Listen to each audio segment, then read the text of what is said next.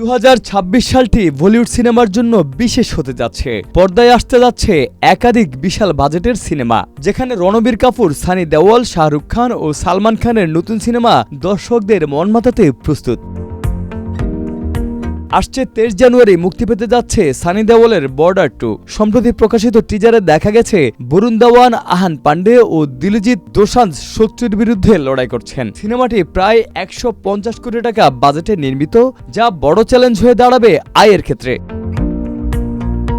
ভিকি কৌশল, আলিয়া ভাট ও রণবীর কাপুর অভিনীত love and war 14 August মুক্তি পাবে।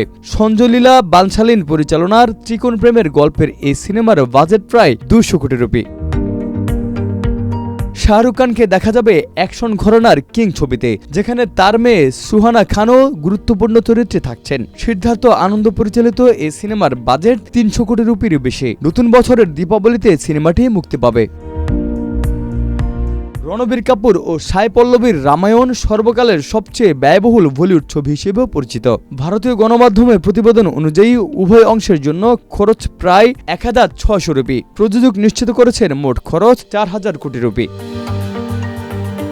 কেজিএফ তারকা যশের পরবর্তী সিনেমা টক্সিক নতুন বছরের ঈদে মুক্তি পাবে। প্রায় 300 কোটি রুপির বাজেটের নির্মিত এই সিনেমাটি